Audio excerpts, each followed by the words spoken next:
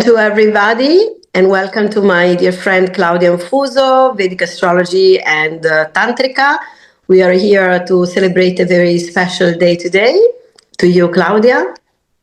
Welcome, Shakti, and thanks for taking the time today to talk about Ganesh. Because today we find ourselves in the festival, at least for Europe, because of course there's different timings for different countries. But today starts the time of the year in which we celebrate Lord Ganesh. So do you want to tell us a little bit about the Lord Ganesh?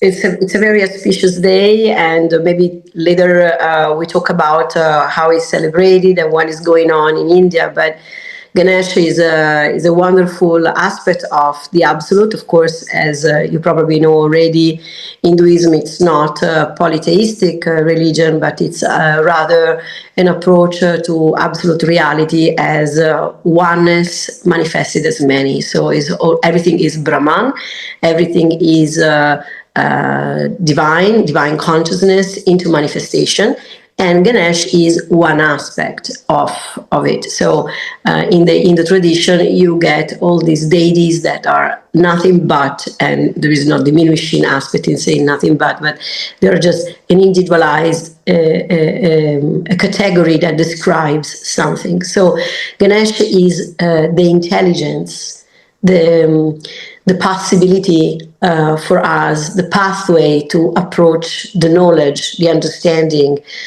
of what absolute reality is, Brahman, God, divine consciousness, and this requires a special intelligence. So the elephant is a very particular animal, of course, for Indian people of the past, and also nowadays is a great animal. Is not only large, but it has a very large head, and in his large head there is a great intelligence. In the depiction of Ganesha, he has a human-like form. He has a head large as the one of the elephant, but also he has a big belly, so he's expanded. So he's showing us a possibility to access to the knowledge of what we really are. He's the Lord of the Muladhara, the first chakra, so where our psychic energy, our divine energy is still dormant for the majority of human beings, and to be ignited, to be awakened, it's required a special intelligence.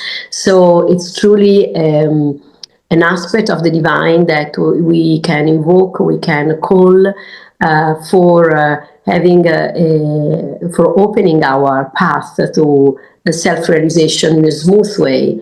Is also known as the one that is removing obstacles. And this is very interesting because whatever obstacle you have in your knowledge, whatever obstacle you can have in your task, you need to become wider and larger in order to see what is ahead of you, what is on the side of you, to see things on a wider perspective that maybe will lead you to see that there are no obstacles, just ignorance. So I don't know if you want to talk a little bit about this festival, and maybe we dialogue around it. How is decided and what represents in the calendar of the Hindu traditions? Yeah, thank you for that very beautiful, succinct introduction of so many different things that can open up so many different conversations. But basically, this is a Ganesh Chaturthi is the celebration today. Chaturthi means the fourth lunar day. And it is the fourth lunar day in the month of Bhadrapada, which is at this time of year. So we just had the new moon that we spoke about the other day. Now we have the fourth lunar day, which is generally considered the fourth day after the new moon, potentially a day in which there's obstacles or difficulties. And that's why Ganesh comes into the picture. But basically, this is considered the day of his origination, coming into this plane in some way, the main day in which in India, traditionally, the deity is installed into maybe the murti or the statue that people have at home or in the temples. And ritual is done. And then for Ganesh Utsava, for a certain period of time, which traditionally is 10 days, the celebrations continue, and Ganesha's mantras and are recited and stories told, and it's a very celebratory festival in the sense that everybody really loves Ganesh. You know, he's very sort of immanent and connectable to from when one is a child, of course, because he's half child, half elephant, and it's considered a very accessible form of the divine, this energy of harmony, as you were saying, and no obstacles. So then at the end of these 10 days, the murti, the images, are immersed, are carried in a procession, and they're immersed in water, whether that's rivers or lakes or the ocean, symbolizing this cycle of, you know, manifestation and dissolution. And then the day after, in the greater cycle of time, the day after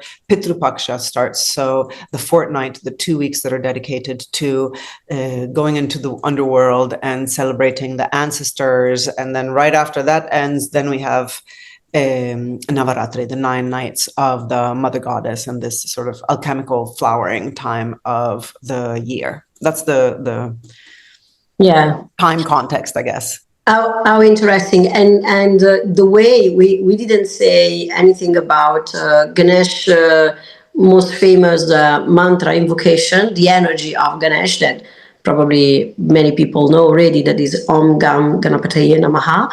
And we were discussing before this little chat with you about the Ganapati meaning, and maybe you want to say something about it.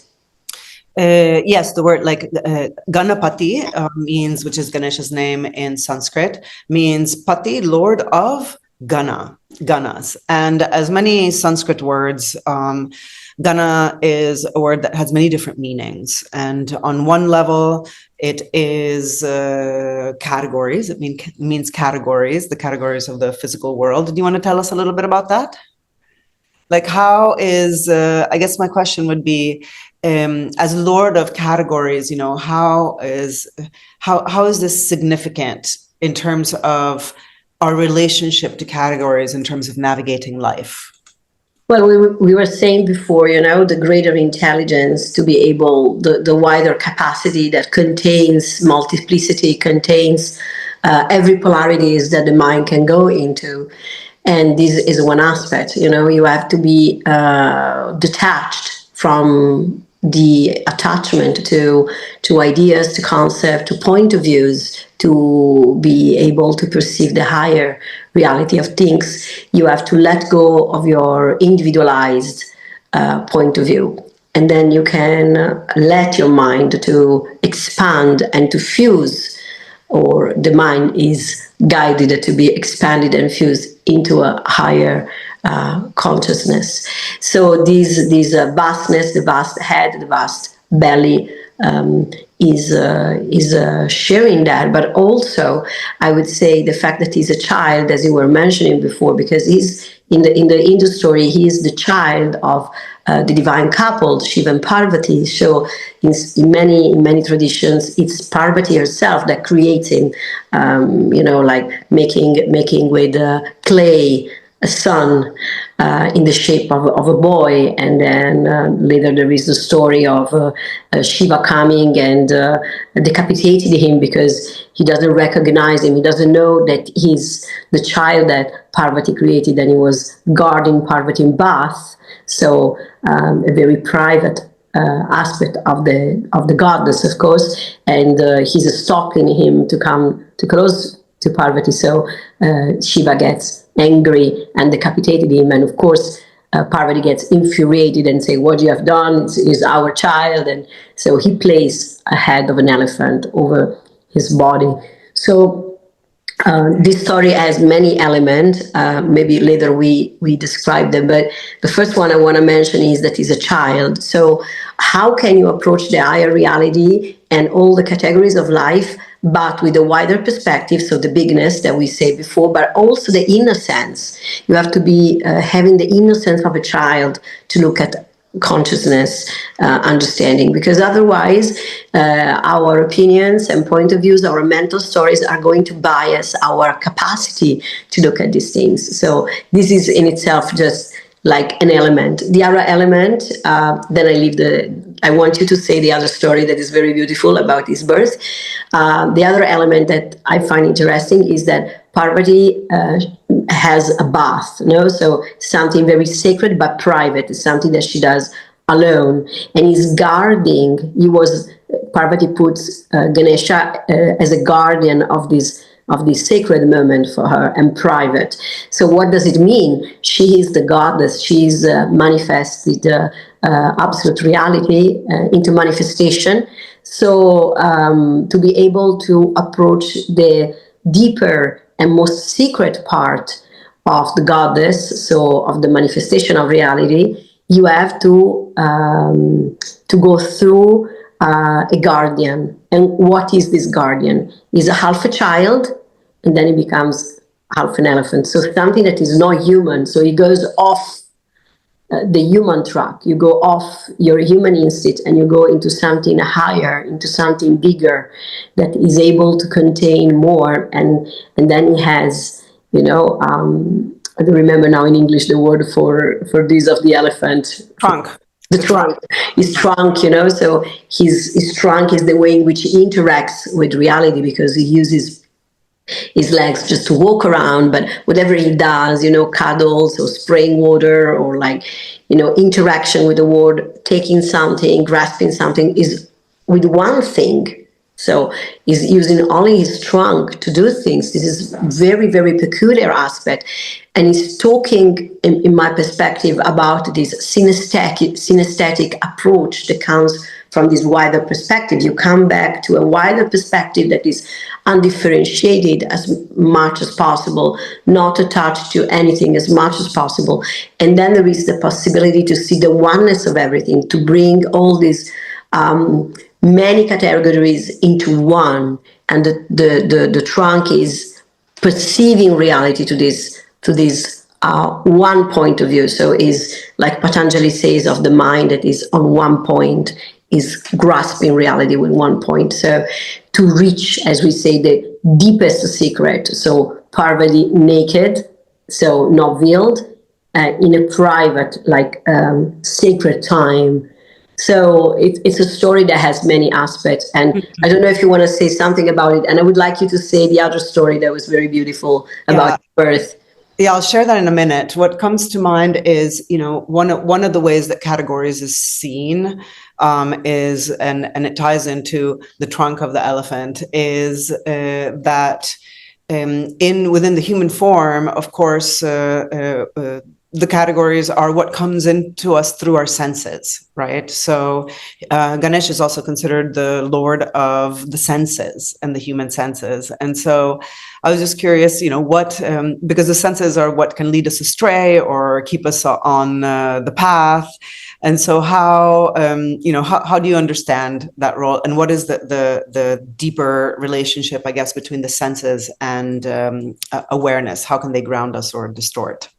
Well, as we say before, you can take all these many aspects of manifestation. Of course, the senses are the doors through which we get impacted. So the manifestation comes in contact with our mind through the senses. So whenever all this multiplicity is guided into one point, and one point only, that is awareness, then they can be elaborated into what is no more an individualized point of view, but they impact us perceptually, and they guide us into a non-dual relationship with manifestation. So at that point, you don't see anymore a tree or a river or a cloud.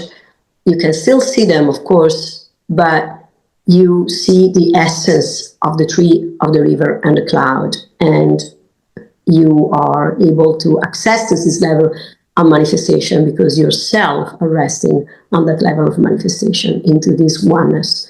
So that's the trunk I was speaking about, this capacity to interact with the world that has all these different divisions and categories, but also you can bring all that multiplicity into one point only. And that's where the access comes to an higher level of understanding of manifestation. So you don't believe into the categories, you see them, you can describe them, but you see the essence in them. So you see the oneness in them.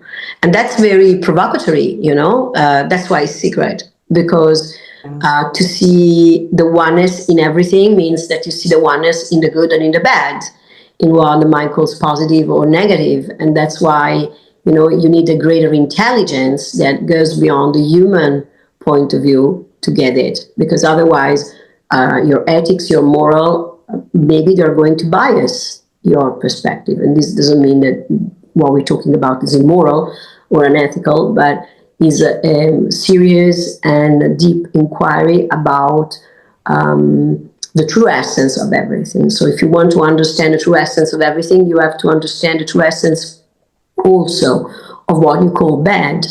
Otherwise, you're not going to have a wider perspective. So in my opinion, what this symbolic representation of Ganesh, that is, of course, also a real thing. It's symbolic, when we look at it in this dimension, but it's not symbolic as you look at it from another perspective. It's a real thing. It's a real intelligence that can come in helping us when we feel, in a contradiction, in a conflict in our life. We might feel in a conflict because two categories, as you were saying, are going in conflict with one another. How we discern what is the right one. Is correct to choose one over the other. It's correct to watch them from a higher perspective where they both coexist with no contradiction. And that is only, of course, the perspective of a not identified mind. And that is the intelligence through which you can access the secret, the secret Parvati unveiling herself, appearing naked, so more open. Only if you access to this possibility to have your head severed, and you don't think anymore as an ordinary human being, but you look at reality from another perspective. It requires courage. It requires innocence, and it requires courage, and it requires a deep grounding possibility. So a reality, as manifested reality, is not there to lead us astray, as we might think. If we are solid in the here and now, we can access to this higher understanding. If we are not solid in our here and now, we cannot. I would say that is rule number one. If you want to discover who you really are, get your life fixed, get yourself together, like the basic things of survival, of sexuality, of human interaction. They have to be still and steady. Otherwise, your mind is going to be agitated. Otherwise, your mind is going to be busy with something else. You can afford to inquire about the true essence of reality only when you're still and empty. So, around these topics, and then you can start to go within, can bring these categories into one. So that's what it means for me. I love that, that connection to the earth element that you were just speaking about in terms of stability. Not earth necessarily as like a pile of dirt, but really that the living force that encourages us to connect properly to the world around us, right? As beings. So. And then, we could say that nowadays, coming back to the earth element and again is such a good idea because there's so much, we can envision so many alternate realities that are not so grounded. I'm remembering now a little, I think we can say this little private thing between me and you, just like an event. We went to India recently together and it was wonderful. I hope we can do it again. And we were sitting on the ghats of Varanasi, and we spoke with that sadhu, and he was telling us about this pilgrimage to Bhumi, to earth, how important it is to first to honor the earth, the land where you are, the place where your feet are standing. How much nowadays we do that? We live in our cell phones, we live in our head, we live in our fantasies. What about being here in this moment, honoring where you are, honoring the land, metaphorically, but also physically, feeling the connection to the ground. That's the first step for, a possibility of an higher understanding to me. And isn't that I mean, isn't perception and connecting through the senses what gets us, out Yeah, of the the mental story. reality of conceptualization? Absolutely, absolutely. I would like you to say the other story because I love it, and actually is in Varanasi. That we were in Varanasi when this happened. So Okay, so there are many different stories about how Ganesh was born, but one story is that Parvati was in Varanasi and she was bathing, and then she threw her bathwater into Ganga. And there happened to be an elephant-headed goddess in the Ganga that immediately drank up this water and immediately became pregnant and gave birth to a child with 4 arms and 5 elephant heads.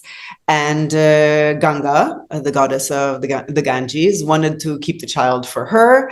But Shiva said, no, this is Parvati's child, because it was Parvati's bathwater, and that's the way that things work. And he took the 5 heads, again, 5 heads, 5 senses, many different understanding, 5 elements, and condensed them down into one head in the form that we commonly know him as today. so And I'll tell you another little brief story yeah. a moment after. Yeah.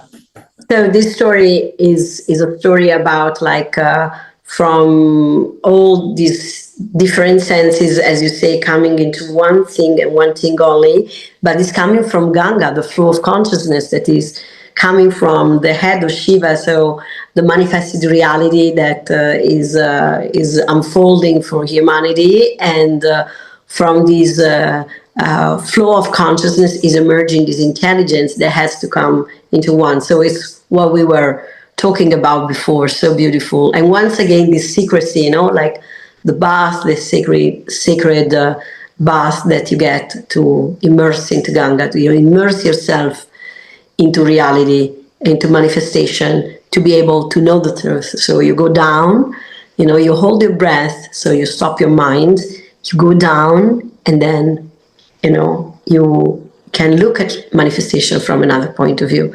So you are like stopping your ordinary way of thinking because you hold your breath, and then you come back to manifestation. You immerse yourself. You don't divorce from manifestation to know truth, even if it's transcendental. You immerse yourself into manifestation to know truth. So it's this tantric approach that is so beautiful of Ganesha. There is anything else you want to tell us about Ganesha? There's one more story can I share Yeah. about the origination of Ganesh, and that was that Parvati and Shiva had a child. And as it happens with all families, at some point, they invited all the gods and goddesses over to visit their child. And all the gods and goddesses came, but Shani Maharaj, Saturn, said, look, it's probably not a good idea if I come and take a look at your child. And they said, no, we would be greatly offended if you didn't come. And so Shani came, and he tried not to completely look at the child, and he looked at it with his sided glance with one eye, and it made his head blow off. Oh, wow. So then Parvati was super upset, and some stories say Shiva, some stories say Vishnu on top of Garuda went out, and the first creature that they found was an elephant, and so they took the elephant head. And so again, this relationship with limitations and the pure vairagya or detachment that Shani represents in its higher octave. Maybe you can say something about. Well, like Saturn or Shani is, as you can say much better than me, represents this limitation that we meet in life, but also they are teaching us. And these limitations sometimes can make our head explode.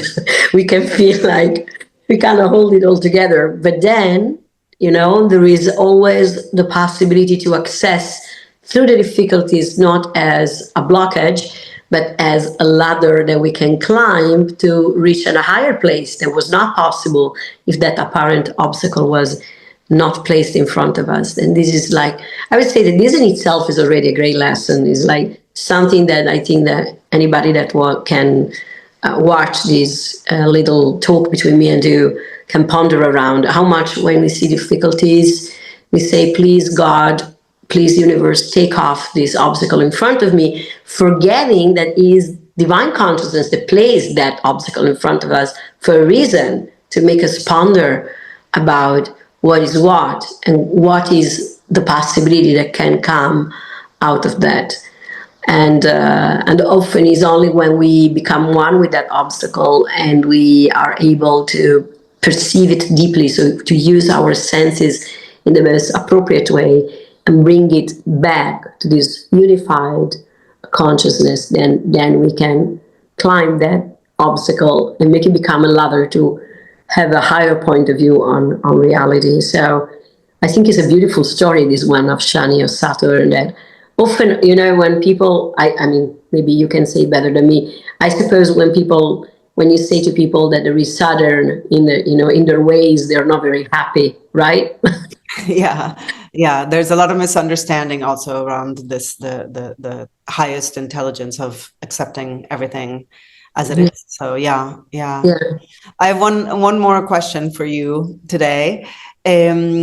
So Ganesh loves sweets. It is said that one of the best offerings one can make to Ganesh is ladus, little super sweet balls of yumminess.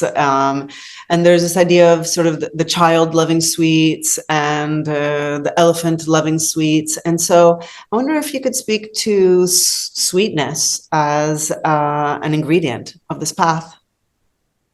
Well, I would say that when we are able to rest with our attention into a witness position in which there is no identification with anything that appears, so it's a pure perception of manifestation as it is, and it's not a place yet of witnessing, it's not a place yet of going beyond the person, but it's a first step. You start to taste a sweetness. I think you know what we talk about. We do many retreats together, of which I'm very grateful. And I take the chance to thank you formally for your collaboration with me. And we all feel this sweetness. When you go in this non-dual mind, you feel this gratefulness, this sweetness of life that is not coming from life itself, but from, again, this capacity of tasting life in its pure way, in a perceptual way, as we did when we were children, because this pure watching life for what it is, this innocence of a child, it's what we come back to with wisdom, in our path. And so I believe this sweetness that we talk about, it's an inner sweetness. It's of course it can be represented outside with the honey or something sweet, but it's deeper than that. It's the sweetness, a bitter sweetness of life that is coming from accepting things as they are, without saying that is bad, that is good, that is right, that is wrong, that is positive, that is negative for me, or for the world, or for that person, but saying, that's what the life gives me today. That's what the mother is giving me today. And in absorbing this, that is both the negative and the positive, or what looks negative and positive to the mind, you go into this neutrality that is sweet. It's bittersweet. It's piercing our heart with the sweetness that breaks our heart open and can guide us to have enough intelligence to go into deeper level of understanding. That is what actually Ganesh is protecting. No, this deeper wisdom. I know you have to go, so we can't stay more, but I would like, before we finish, maybe you chanting a mantra for Ganesha. That would be very beautiful and auspicious, and a little gift for us all. So whenever you are listening to this, if you can sit with your eyes closed, and just rest in you and listen to this chanting.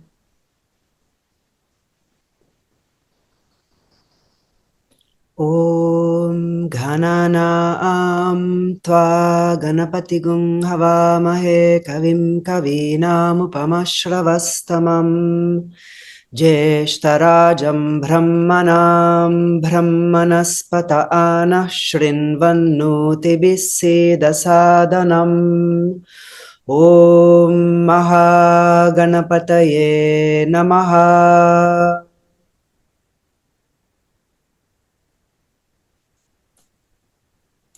Om Om Gam Ganapataye Namaha. Om Ganapati Namaha. May all have the innocence of a child and the intelligence of an elephant to be able to take in whatever life is giving us today, transforming into an inner sweetness that will guide us back home in our heart.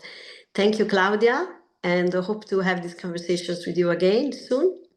And thank you to everybody. Jai Gurudev. Jai Gurudev. Ciao. Ciao.